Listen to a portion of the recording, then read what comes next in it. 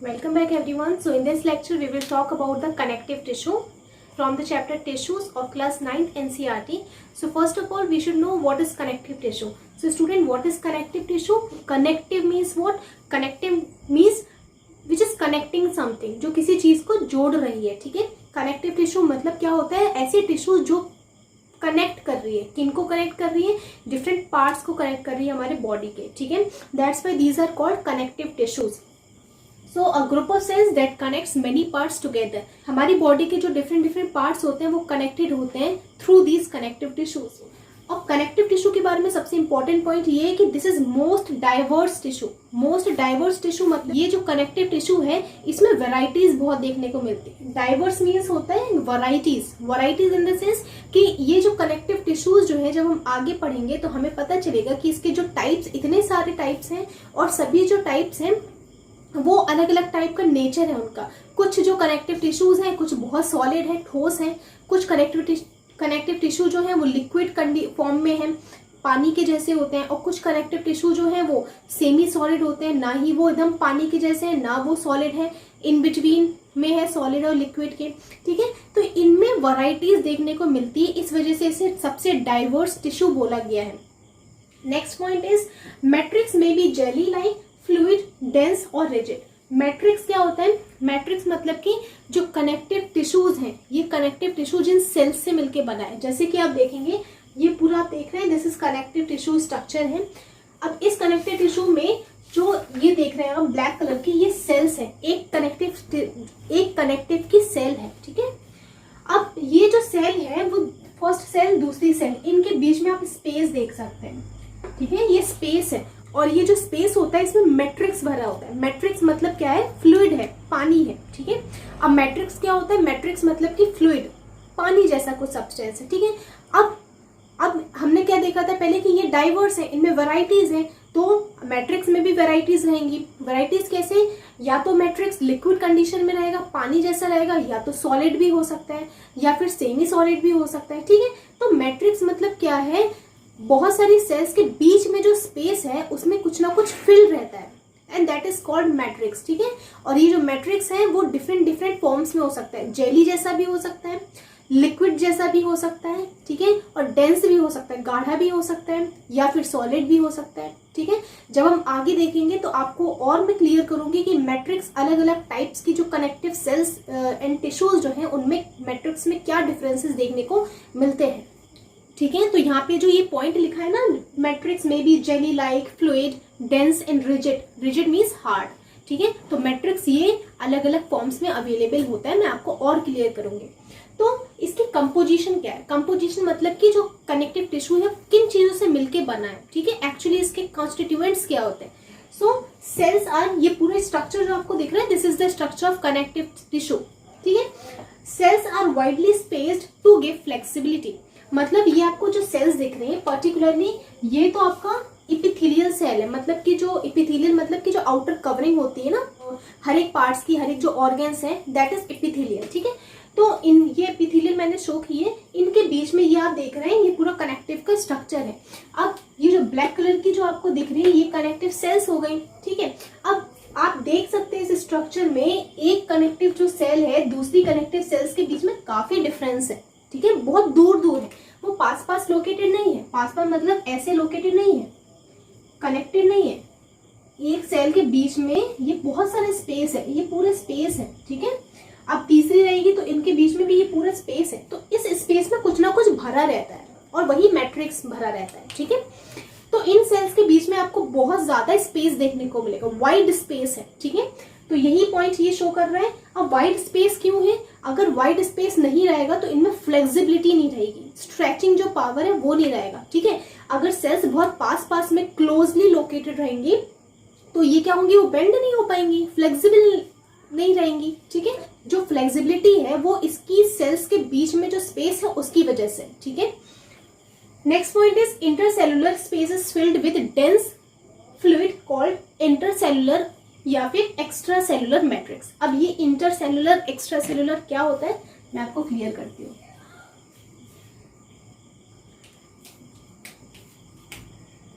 This is one cell, this is second cell. ठीक है, ये एक सेल है, ये दूसरी सेल है. अब एक सेल के अंदर न्यूक्लियस भी होगा, ठीक है। अब एक जो सेल है उसके अंदर जो लिक्विड फिल्ड रहता है इसको बोला जाता है intra,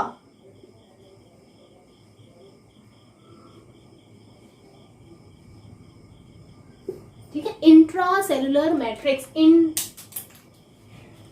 intra cellular matrix, intra means inside, cellular means cell, किसके अंदर, सेल के अंदर का जो लिक्विड है, जो मैट्रिक्स है, उसे बोलेंगे इंट्रा सेलुलर मैट्रिक्स, ठीक है। अब एक सेल दूसरी सेल के बीच में जो स्पेस है उसमें जो मैट्रिक्स रहेगा उस मैट्रिक्स को बोलेंगे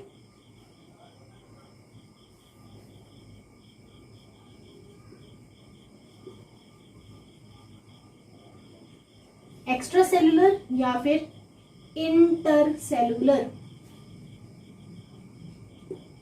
ठीक है। दो सेल्स, दो या दो से ज्यादा सेल्स के बीच में जो स्पेस है उसमें मैट्रिक्स जो रहेगा, मींस जो लिक्विड रहेगा, उसे बोलेंगे इंटर सेलुलर या फिर एक्स्ट्रा सेलुलर, ठीक है। इंटर मतलब in between two cells, inter बोलते हैं ना हम, इंटरनेशनल गेम्स हैं, तो इंटरनेशनल मतलब क्या है कि जो अलग अलग नेशंस हैं, अलग अलग नेशंस के बीच में गेम हो रहा है, ठीक है। सो इंटर सेलुलर मतलब कि इन बिटवीन सेल्स, ठीक है। और एक्स्ट्रा सेलुलर मतलब, और एक्स्ट्रा मीन्स क्या होता है, आउटसाइड होता है, आउटसाइड सेल, ठीक है। सो इंटरसेलुलर स्पेस जो है, इसमें इंटरसेलुलर स्पेस, ये जो ब्लू कलर से मैंने इंडिकेट किया है, इसमें कुछ डेंस लिक्विड भरा होता है, कुछ गाढ़ा लिक्विड भरा होता है, और उसी को बोला जाता है इंटरसेलुलर या फिर एक्स्ट्रा सेलुलर मैट्रिक्स।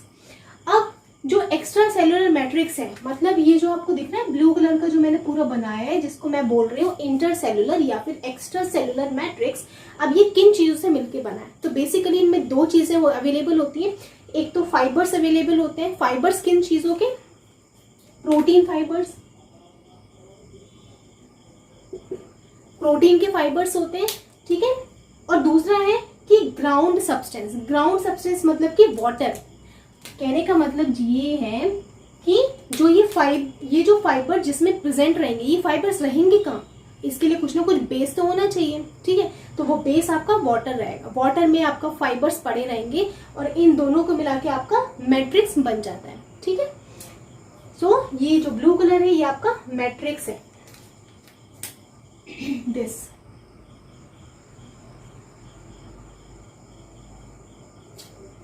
सो ये पूरा था सिर्फ कनेक्टिव टिश्यूज के बारे में। अब हम बात करेंगे कि कितने टाइप की कनेक्टिव टिश्यूज हमारी बॉडी के अंदर होती है, ठीक है। So here I have written types of connective tissues. तो फर्स्ट टाइप इज ब्लड, खून, सेकेंड टाइप इज बोन, हड्डियां, and the third type is cartilage. Cartilage is also a kind of bone but it is a soft bone. Cartilage जो है ये भी bone का एक type है बट ये सॉफ्ट बोन है, ठीक है। Fourth type is ligament, ligament, and the next is areolar, and last one is adipose. Areolar जो है ये भी टिश्यूज होती है, सॉफ्ट टिश्यूज होंगी। Next is adipose. एडिपोज मतलब क्या होता है, फैट सेल्स, फैट जिसमें वसा इकट्ठा रहता है ना, जिसमें फैट इकट्ठा रहता है, उनको बोलते हैं एडिपोज टिश्यूज। तो सबसे पहले हम देखेंगे ब्लड के बारे में कि ब्लड क्या है, ब्लड का रोल क्या है, what are the components of the blood, blood के अंदर क्या क्या चीजें अवेलेबल होती हैं। तो सबसे इंपॉर्टेंट फर्स्ट पॉइंट ये है कि जो ब्लड है वो आपका फ्लूइड कनेक्टिव टिश्यू है। क्या है, फ्लूइड, फ्लूइड मतलब पानी, ठीक है। फ्लूइड कनेक्टिव टिश्यू ऐसा लिक्विड है जो आपके डिफरेंट पार्ट्स को कनेक्ट कर रहा है। अब आपको पता होगा जो ब्लड है आपका वो बहुत सारे पार्ट्स को कनेक्ट करता है। कैसे कनेक्ट करता है, तो आपकी बॉडी में जो ब्लड सर्कुलेट हो रहा है ना, वो सर्कुलेशन से क्या हो रहा है, डिफरेंट डिफरेंट पार्ट्स में जब आप सांस ले रहे हो, जब ऑक्सीजन ले रहे हो, तो वो ऑक्सीजन डिफरेंट डिफरेंट जो पार्ट्स में पहुंच रही है, ठीक है, वो आपके ब्लड की वजह से पहुंच रही है, ठीक है। उसके बाद जो ब्लड है आपकी इंटेस्टाइन से डाइजेस्टेड फूड को उठा के डिफरेंट डिफरेंट पार्ट्स में सर्कुलेट कर रहा है, तो this happens because of the blood, ठीक है। तो ब्लड आपका रेस्पिरेटरी सिस्टम को आपके ब्रेन के सिस्टम से कनेक्ट कर रहा है, आपके डाइजेस्टिव सिस्टम से कनेक्ट कर रहा है, आपके लेग से कनेक्ट कर रहे हैं। तो ये जो ये ब्लड है ये क्या करेगा, अलग अलग पार्ट्स को कनेक्ट करता है, हार्मोन्स को ट्रांसपोर्ट कर रहा है। अगर कोई ब्रेन से हार्मोन निकल रहा है और वो हार्मोन को अलग अलग पार्ट्स में सर्कुलेट करना है, तो ये काम कौन करेगा, ब्लड ही करेगा, ठीक है। सो ये फ्लूइड कनेक्टिव टिश्यू है। फ्लूइड कनेक्टिव टिश्यू मतलब कि पानी है जो कनेक्टिव टिश्यू का काम कर रहा है। Next is it connects different systems of body by transporting gases like oxygen, CO2, food, absorbed food, hormones, आपकी बॉडी में जो हॉर्मोन्स है उनको ट्रांसफर करता है, और वेस्ट मटेरियल. वेस्ट मटेरियल कैसे? किडनी से जो वेस्ट रहेगा, किडनी आपका प्योर करता है आपके ब्लड को, तो किडनी जब वेस्ट सब्सटेंसेस को फिल्टर आउट कर देगा तो वो वेस्ट सब्सटेंस को पूरा लेके आना, पूरी बॉडी से कलेक्ट करके उसे एक पार्ट पे छोड़ने का जो काम है वो आपका ब्लड का काम है. Next is it's extra cellular matrix is plasma. अब जो आपका ब्लड है, ब्लड जो है उसका मैट्रिक्स क्या है? उसका मैट्रिक्स बोला जाता है प्लाज्मा. अब कैसे? मतलब जो आपका खून है, खून में अगर मैं आरबीसी निकाल दूं, डब्ल्यूबीसी निकाल दूं, या फिर उसमें प्लेटलेट्स हटा दूं, जो भी उसमें प्रेजेंट हैं, उन सबको हटाने के बाद जो पानी है, लास्ट में जो बच रहा है पानी, वो आपका प्लाज्मा है. मतलब पानी है, उस पानी में आपकी आरबीसीज घुली हुई हैं, आपकी डब्ल्यूबीसीज घुली हुई हैं, आपकी प्लेटलेट्स घुली हुई हैं. ठीक है, तो प्लाज्मा क्या है? मैट्रिक्स है किसका? ब्लड का. अब आपके ब्लड में कितनी चीजें अवेलेबल होती हैं? So first is RBC. RBC is red blood cell. ठीक है, लाल कलर की ब्लड की कोशिकाएं होती हैं, सेल्स होती हैं. इनका काम क्या है? ऑक्सीजन को ट्रांसपोर्ट करना. जो ऑक्सीजन लंग्स से लेके जाना और अलग अलग पार्ट्स में ट्रांसपोर्ट करने का काम वो है आपका आरबीसी का है. और ये कैसे कर पाता है? तो इस आरबीसी के अंदर एक बहुत इंपॉर्टेंट प्रोटीन होता है, दैट इज हीमोग्लोबिन. ठीक है, हीमोग्लोबिन होता है. और आपको पता होगा हीम मतलब होता है आयरन,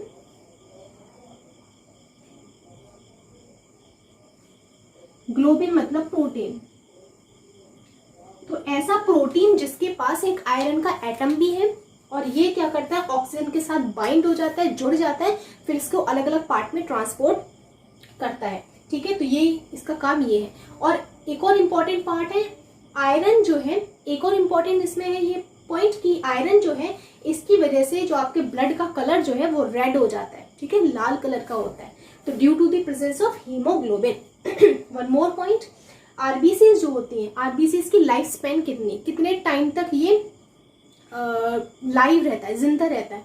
तो एक आरबीसी की जो स्पैन होती है, लाइफ स्पैन है, दैट इज 120 डेज. मतलब कि हर 120 दिन में एक आरबीसी खत्म हो जाती है, नष्ट हो जाती है, उसके बाद न्यू आरबीसी बनती है. ठीक है, हर 120 डेज में आपकी आरबीसीज का प्रोडक्शन होता रहता है. ठीक है, नेक्स्ट इज डब्ल्यूबीसीज. डब्ल्यूबीसीज का काम क्या है? It fight against infections.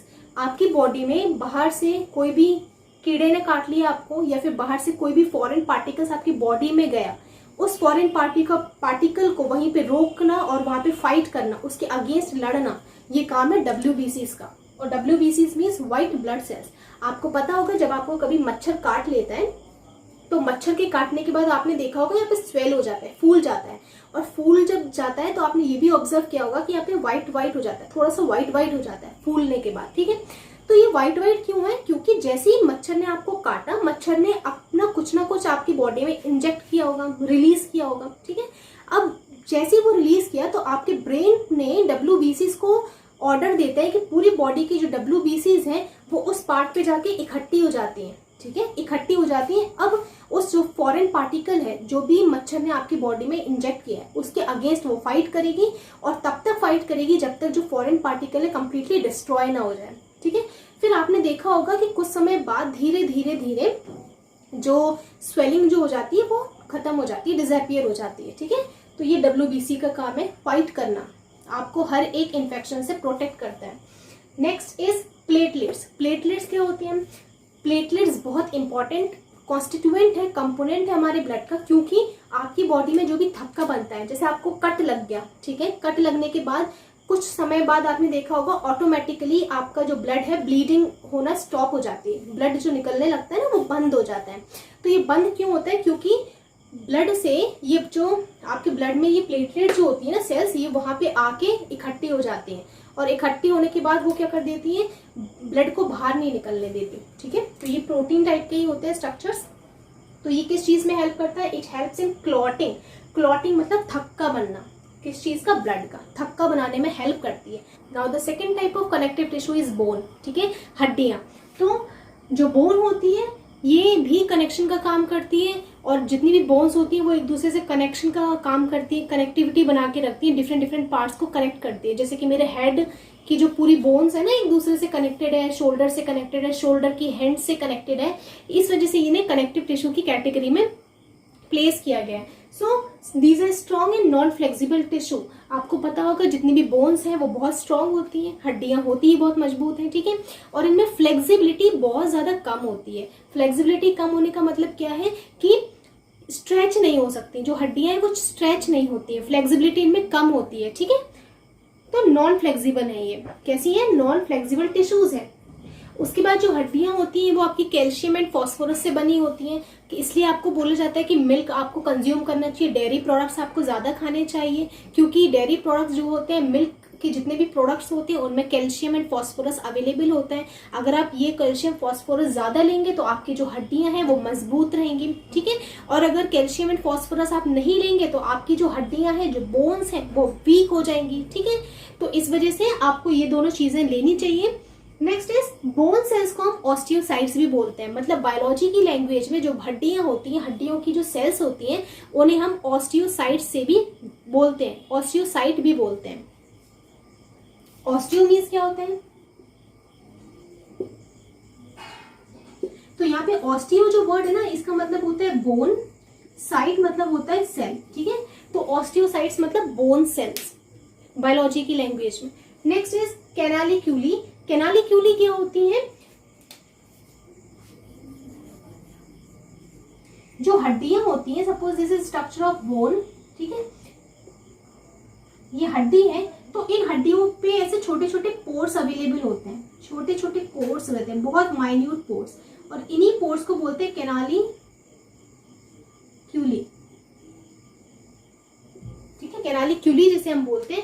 और ये पोर्स प्रेजेंट होते हैं हर बोन्स में, हर हड्डियों में अवेलेबल होते हैं। इनका काम क्या है कि जब बहुत सारे बोन्स के बीच में कम्युनिकेशन प्रोवाइड कराने के लिए इन पोर्स के थ्रू अंदर से सब्सटेंस का ट्रांसफरिंग होता है, जो सब्सटेंस होता है वो ट्रांसफरिंग होती है बिटवीन बोन्स, हड्डियों के बीच में। तो ये प्रॉपर कम्युनिकेशन बनाने के लिए अलग अलग बोन्स के बीच में ये पोर्स अवेलेबल होते हैं, जिन्हें हम कैनालिक्यूली बोलते हैं। सो ये स्ट्रक्चर है आपकी बोन सेल का। ये एक बोन सेल है और एक बोन सेल दूसरी बोन के बीच में आप देख सकते हैं ये मैट्रिक्स भरा हुआ है, ठीक है। बट ये जो मैट्रिक्स है यहाँ पे ये बहुत डेंस है, बहुत गाढ़ा है, ठीक है, ये डेंस है, गाढ़ा है, इस वजह से जो हमारी हड्डियां होती है बहुत हार्ड होती है। अगर इनके बीच का जो मैट्रिक्स है इसमें बहुत ज्यादा जो मैट्रिक्स है अगर वो लिक्विडी होगा, गाढ़ा नहीं होगा, तो उतनी ही आपकी जो सेल्स रहेंगी वो फ्लेक्सिबल रहेंगी। बट यहाँ पे जो मैट्रिक्स है वो डेंस है, इस वजह से ये क्या है, बहुत हार्ड होती है। तो ये आपकी हड्डियों के बारे में है। नेक्स्ट आपका है कार्टिलेज। इन्हें हार्ड बोन्स बोलते हैं। अब कार्टिलेज क्या है? Cartilage is also a type of bone. ये भी बोन का एक टाइप है, बट ये सॉफ्ट बोन है। कैसा बोन है? ये सॉफ्ट बोन है। तो ये सेमी ट्रांसपेरेंट होता है, ठीक है। सेमी ट्रांसपेरेंट मतलब कि अगर आप इसके सेल्स को देखेंगे, सेल्स जो अगर होती हैं तो वो थोड़ा सा आर पार दिख जाएंगी, ट्रांसपेरेंसी उनमें बनी होती है, ठीक है। और इलास्टिक टिश्यूज है। कार्टिलेज कैसी है? इलास्टिक टिश्यू है। अगर हम बोन की बात करें तो वो नॉन फ्लेक्सिबल थी, बिल्कुल भी फ्लेक्सिबिलिटी नहीं थी, बट ये थोड़ी फ्लेक्सिबल है, ठीक है। आपको मैं बताती हूँ कैसे। जैसे आपके अगर कान को आप ऐसे बेंड करेंगे, ठीक है, अगर आप बेंड करेंगे तो आपका कान जो बेंड हो रहा है इजीली, तो यहाँ पे आपके कान में ये कार्टिलेज ही बोन प्रेजेंट है जो आपकी इजीली बेंड हो रही है। आपकी जो नोज है ना, ये नोज की टिप ये आपकी बेंड हो जा रही है। क्यों? क्योंकि ये जो कार्टिलेज ही तो है, तभी तो ये बेंड हो रही है। फ्लेक्सिबिलिटी है इसमें थोड़ी, ठीक है, बहुत ज्यादा नहीं है पर है उसमें फ्लेक्सिबिलिटी। तो इलास्टिक टिश्यू होती है। अब उस वक्त कार्टिलेज सेल, जैसे हम बोन सेल्स को ऑस्टियोसाइट्स बोलते हैं, ऐसे ही जो कार्टिलेज सेल्स होती है हम इन्हें कॉन्ड्रोसाइट्स बोलते हैं। क्या बोलते हैं?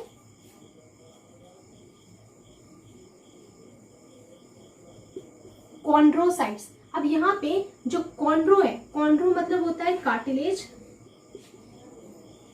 और साइट्स मतलब होता है सेल, ठीक है। तो chondro means cartilage and cyte means cells. तो कॉन्ड्रोसाइट्स मतलब कि कार्टिलेज सेल्स, ये बायोलॉजिकल टर्म है। उसके बाद आपको पता होगा जब छोटे बच्चे होते हैं, इन्फेंट्स जब जन्म लेते हैं, छोटे छोटे बच्चे, वो उनकी बॉडी बहुत ज्यादा फ्लेक्सिबल होती है, ठीक है, बहुत ही ज्यादा सॉफ्ट होते हैं। ठीक है।